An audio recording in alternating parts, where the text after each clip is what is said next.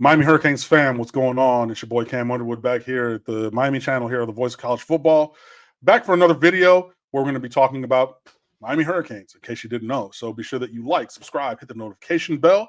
Appreciate that. We're going to be debuting memberships in a little bit. So I hope that you find value here in the channel so you want to become a member. And again, bringing in my good compadre, Fred Perdue. He's a Miami Hurricanes fan, a draft kind of a guy. We used to host a podcast together and talk about Miami Hurricanes on the phone a lot, so I figured we bring that to the people. So, Fred, welcome back. How we feeling? Cam, what's good, man? Chilling. So we talked, in another video earlier about NFL Draft Combine, and we're going to turn the page from next year, last year to next year. So I've seen that there have been over-unders or win totals released for next season on a couple of different sports books. And for the Miami Hurricanes, a decent kind of a number. So before I even go and reference what's already been put out there, heading into next season, right, as we're recording here in the end of February, what do you think a reasonable over-under number would be? So in the last 20 years or so, I've kind of defaulted to 8 because that's what I've just been accustomed to. That's what I've been conditioned to. Okay. With a 9 thrown in there and a 10 twice. So right. So you're thinking 7.5, 8.5 would be a good over because you don't want to do a round number. Yeah. So I'm thinking 8.5, 9.5 is kind of pushing it. Give me 8. I'll go 8.5 for some other factors we might talk about later. Okay. So actually, for me, looking ahead to the next season, once bitten, twice shy, kind of a thing. So my baseline every offseason is Miami is going to be a 7-5 team. I know it sounds harsh, but like you're talking about, we've been like an 8-win-ish team. So my baseline is 7-5, and then I'll update my view for the next season based upon what we get, what we add. We added Cam Ward last year, who I viewed was like a 3.5, 4-win player above expectation on his own, right? So that takes it from 7-5 to 10.5, kind of a thing. Then we added some other guys. I figure, okay, you're going to add your Mish Powells of the world, your Dione Hills, your Sam Brown. So I figured, Damian Martinez, that conglomeration of dudes. I said, okay, with that group of players and Cam Ward at quarterback, who I think was a 3.5, 4-win player, that's what made me change my outlook for the season from 7-5 to 11-1, which is what I predicted going into last season. Similarly, for this year at 7-5, adding Carson Beck, I think that he's a 2-win player, right? And then you add CJ Daniels and the 6 defensive backs and whatever. I think we're at about 2.5. So on top of what I would have already started as my baseline of 7-5, right? So I'm in that 9-win, 9.5 kind of number for an over-under or a win total projection being reasonable. So you've shared your thought process, I've shared my thought process. So that's what I was expecting going into this time of year when the win total projections are released. So to let everybody in on this, and this is already up on stateoftheu.com, so please come on over and fan with us and you can interact with that content there. 2 of the major books have released their win total projections. The first one on FanDuel, Miami's win total over-under is 8.5, which is what you projected or thought. And with the over being the favorited number at -188. So you would have to bet $188 on the over to win 100. So obviously the numbers are skewed in that. So what the number is saying is at 8.5, they're projecting probably 9-3 being the more reasonable outcome as opposed to the under, which is +130 on that. So let's start there with the FanDuel number, 8.5. How are you feeling about that going, into the rest of the offseason? So the transfer portal is still a thing, and I would like to believe that other players are coming, But if we're where we are, and that's where we are, Okay. based off of what we have and the schedule that we have going, I'm not too hurt about the 8-5. I think the 8.5. I'm sorry, the 8.5. I'm not too hurt by it. Okay. Seeing as you have Notre Dame, Florida, and SMU on the schedule. Those are the three big fish. Maybe Louisville. I don't know what Louisville looks like at quarterback now. So that kind of changes a little, but they always tend to have, they give us problems. They're one of the two schools that gives Miami problems. The other one has a guy that I don't want to talk about it. It hurts. Right. But yeah, it's blue and white. I'll leave it at that. But those are the three and a possible that really could really change the outcome of a season. I think you could split with a Notre Dame and a Florida maybe. Okay. And SMU, they're not going to be the same SMU they were this year. They're losing a lot of transfers to graduation. Guys like Brashard Smith are gone. So that matters. A lot of Miami transfers. Miami transfers went over there. Yeah. Yeah. And another one that just went there, and I hate it because he was one of my favorites, even though we never really saw him, was CJ 2K, or as he's formerly named Chris Johnson Jr. But so that matters. They have the quarterback returns and all of that good stuff. So you have some real teams with real firepower. Well, Notre Dame not as much, but they're great on the offensive line, and it's the first game of the year. You never know what to expect when you're seeing a team for the first time, even though they're having a change at quarterback. They're coming off of a national championship appearance. That's a lot. So. The 8.5 doesn't. It's right around in that right ballpark. Also, Florida. We saw them. That's not going to be the same Florida team we saw last year. That's going to be a big one. And you play those same two teams, throw in a USF in there in the first 4 games.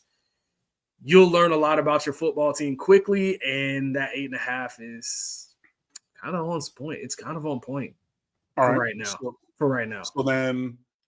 Not knowing what Carson Beck is going to be that throws a huge motivation to things. I don't think that we're going to see much of a difference in Carson Beck. I think that he's going to be the player that he was.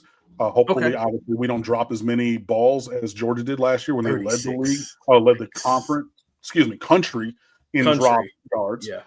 And then I know that he had a lot of turnovers and interceptions, but if you look at him, a lot of those came after drop balls. Right. So and Cam Ward obviously had a positive progression in the number of turnovers that he had when he came here. I'm not saying Carson Beck is Cam Ward because he's not. We're never going to confuse the two. Improvement in terms of what he does turning the ball over. So, yeah, I think 8.5 at FanDuel is a decent number. I understand where they're coming from, thinking, okay, Carson Beck, there's still a little bit of a question in his rehab from his elbow surgery and everything. It's not Tommy John surgery. It's the same surgery that Brock Purdy had because it's a different injury to the UCL ligament as opposed to a complete destruction of it that a baseball pitcher would have. But, yeah, he's already out of the big, huge restrictive brace and everything Carson Beck is and doing his rehab. So I understand if they're looking at, Carson Beck, if you took my foundation of 7-5, and then we'll see what they add, instead of saying, okay, cool, Carson Beck is a 1, maybe 2-win player, as opposed to a 2 and a possible, which is what I view him. I think 8.5 is a reasonable number, and obviously with the schedule. On DraftKings, however, the other major book that's released their win totals for 2025, they have Miami's number at 9.5, so a full game higher than FanDuel. Thoughts, comments? I hate it. I've been walking into Miami seasons thinking, I hate when they praise us. I hate when they give us the credit because we never really live up to those expectations. And I hate to say 9 wins. That shouldn't even be that should be normal. That should be normal here at Miami. Like at other places, I hate that team we're playing at the beginning of the year. You could basically put that in. It used to be pencil, but now it's ink over the last probably decade or so. Yeah. Maybe a year off or so. They may have a bad year for injuries and everything, but really, they've been a 10-win football team. And they don't have the talent we have at quarterback. We've had some decent quarterback, not great, decent, serviceable, put up big numbers, but serviceable kind of guy. Yeah. We should be able to be at that 10-win mark. And with or without a bowl game, we should be at that 10-win mark, and we're not. So I think it's a little rich for my blood, but based off of what I've seen, what I've been accustomed to for the last 20 years, can you blame me? Can you blame me? It's a little rich for me, just a little. Well, only if you're thinking about going over. Now, the under on FanDuel's 9.5 is the number that is the favorite at -145. So basically, those two numbers from FanDuel and DraftKings are triangulating Miami at 9-3. Like, you know, because over on the 8.5, under on the 9.5, both being heavily favored is pretty much, you know, you're triangulating. So those two, if you know, their powers combined, is really saying, okay, Miami should be about a 9-3 team. Agreed. You know, if the favored numbers are the one, you know, if you're reading into that, and then those come to fruition. So, in terms of outlook for Miami this 2025 season, let's pretend that 9-3 number that the DraftKings and FanDuel are triangulating. Let's pretend that comes to fruition. That Miami goes 9-3 in the regular season. How would you feel about that?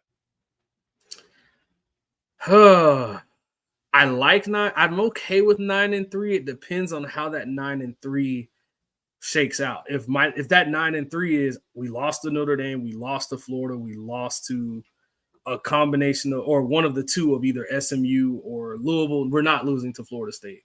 Okay, just get it out of your brain. Get it out. Whoever's hearing this, get it out of your brain. We're not losing to those guys. So it is what it is. Okay. So but those first two, if you lose those first two, and then you lose to, I would hate to say SMU because you lose to the team that took all your players and then took your conference the first year they were there. That's tough, right? Well, somewhat took your conference because, well, we know what happened in the ACC title game. But you get where I'm going with this. The new kids on the block, I don't like that. Right. We don't want to. We know what Louisville is. They've given us problems. So you can't, if you lose those three, that's when it becomes a problem. Because then what do you have to lean on? You beat Florida State, you beat Louisville or SMU, you beat Syracuse. There's not really much to hang your hat on. There's no playoff there. You could possibly sneak into a playoff with 3 losses. You could. Well, you could. In your scenario, Miami would only have one ACC loss, which probably gets you to the conference title game, no? Because last year, remember, we lost 2 conference games. We lost 2, and it can't. But in the world that you created, your hypothetical, and say we lose to Florida and Notre Dame, and then only one of the remaining games, which means last 2 weeks of the year, you go into Lane Stadium, Virginia Tech, enter Sandman, go and win that. In the season on the road at Pittsburgh, you win that, and all the other ones in between, you're probably finally again going to Charlotte.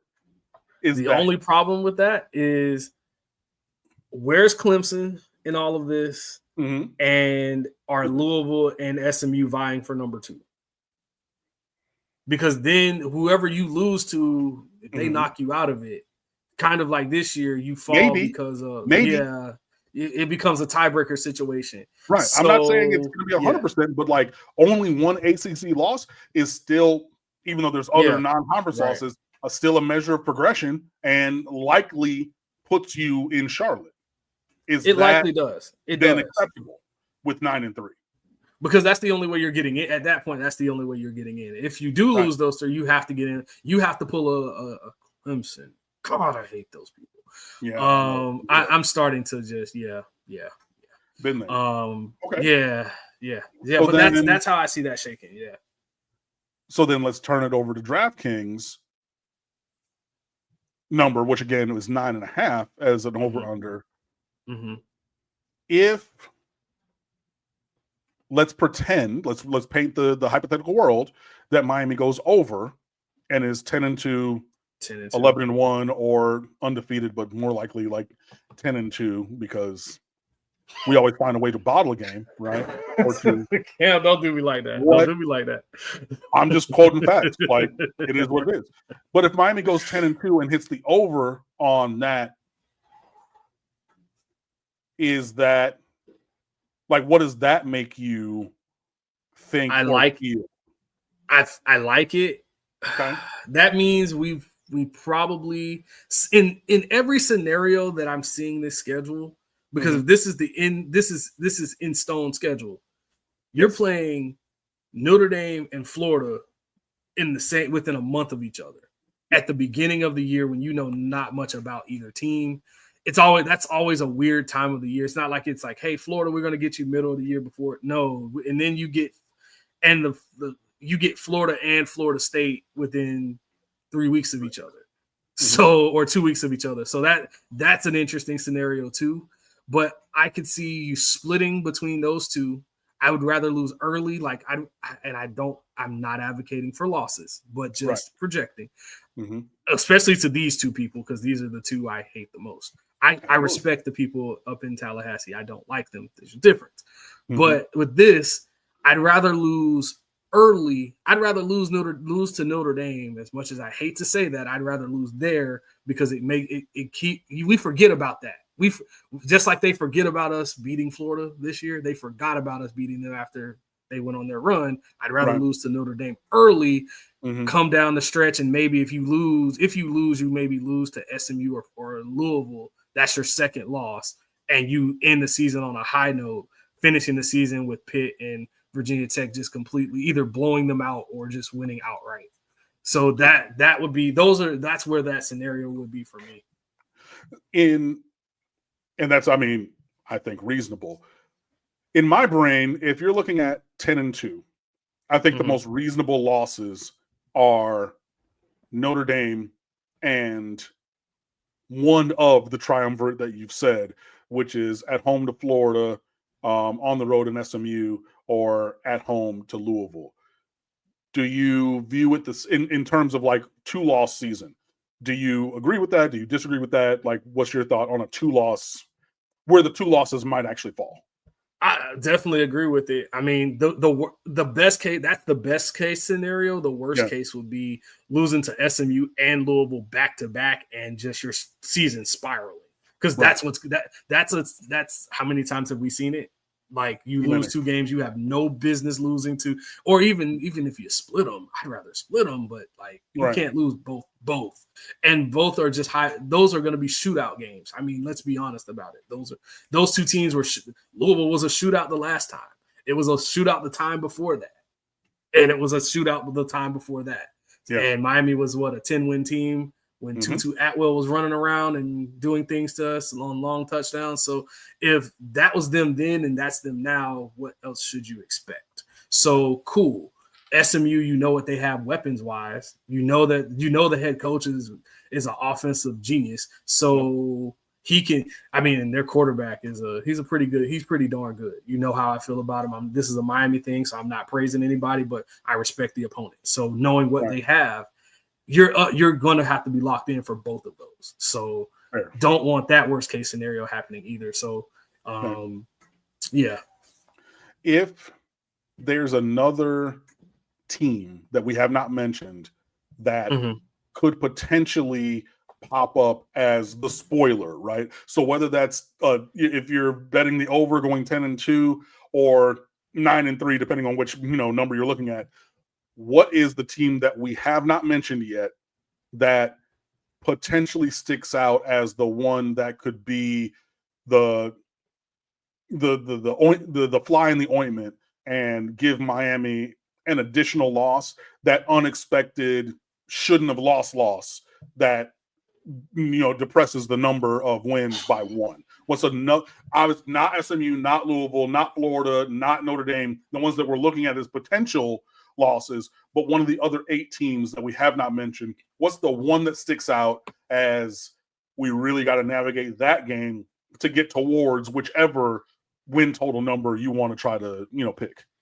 So I'm going to eliminate the obvious because Florida State, despite Florida State being in where they are, that game is a throw. No matter, I mean, even this year it was a struggle for a quarter, right? We'll give them that. It was a struggle for a quarter, but I don't think that one's. They're not there yet. I want to believe they're not there yet, and I don't think he's nearly the person they think. So cool, eliminate them.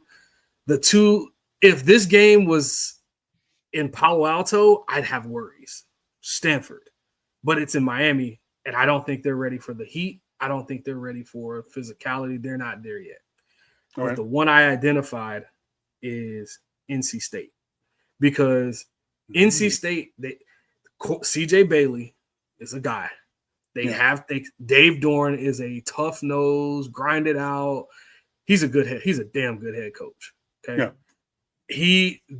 Even though we've had some battles with them, we always find a way to win that game. Last time we played them, if I remember correctly, that was De'Aaron King and company pulling it out in the rain. But 41, yeah. So like that one was we always have good. I mean, how many times have we played them and it's been close? Yeah. How many times have they beaten us a few times and it's been close? I mean, the Stephen Morris game, we pulled it out. Yeah, that's a decade ago, but still, nonetheless, they always play us tough. That's the one team that could scare us because they actually have really good talent up front. And I think they can win. The quarterback matters, right? Yeah. CJ Bailey as a freshman was pretty good. I mean, he had freshman issues, but I mean, he's a lot more athletic than you think. He's a Miami guy, right? He's came from Chaminade, right? Yeah, he came from Chaminade. So he has a little bit of an axe to grind. Just the fact that my hometown team, did they really want me, or do I just want to come back to the crib and beat the team at the crib? I mean, it is what it is, right? That's one where Miami did not recruit him. There's a whole story to that where they had all these elite guys, and basically they were recruiting all the skill guys, and all those skill guys were like, "Hey, if you bring our quarterback, we're all five going to come on down." And Miami decided that they were not going to be strong-armed by players and did not rate CJ Bailey in that way. And I think that's a definite miss. But that's interesting. That was not on my board of teams that you were going to mention that could be a fly in the ointment. So, yeah, definitely one. Yeah, I think the road games obviously are kind of obvious, but you bringing up NC State was a good shout. Yeah, that's the only one. Virginia Tech, always going to Blacksburg in November. It's going to be a night game. It's going to be cold. And, It's Kyron Drones and company, man. I don't know what it is. Oh, he's still there. Good God. Is he? If he? He is. He's gonna be. I was like, I don't remember him. Yeah, he's back. So, and they get and if you remember, a win is a win. Win's a win. Say it with me, Campbell. Win is a win. I mean, we won that game. I was in the press box. We didn't catch the ball. The ball was right there. Like a win is a win, no matter how you look at it, what you think of it. A win is a win, right? So, but do you not think they want to remind us, hey, your win wasn't a win? I mean, it was a win. That's how they feel. They feel differently. Right. So I know that they feel differently, but like that's why I was expecting. Honestly, I was expecting you to say Virginia Tech when I asked, that question. Right. The natural rival, but yeah, NC State for me was just the head coach, quarterback. Yeah, that's it for me. And it would be a little bit worse if Concepcion was coming back. Oh man, I actually wanted to see when I saw them on the schedule for this year. I was like, man, I hope he doesn't transfer. I hope he stays because I want to see what he can do against us. Yeah. But in a way, after seeing our secondary, I was like, ooh, I don't know. Look, the secondary is going to be basically completely rebuilt. Next year. So lots of new faces and names there, which is a good thing because outside of OJ Frederick, we needed that. So yes, But yeah, okay. So those are So some early thoughts on the win totals for the Miami Hurricanes heading into the 2025 season. Like I said, Fred definitely brought up some things I hadn't thought, and hopefully I brought up things that you guys have thought also. So, hop in the comments, let us know what games you're looking forward to as those kind of, break even games, or which one could make or break your over under win total bets, which way you're looking and which way you're going. But, appreciate you guys watching, interacting with the video, like, subscribe to the channel and all those things. We'll be back next time. And from me and Fred, as always, go Canes. Go Canes.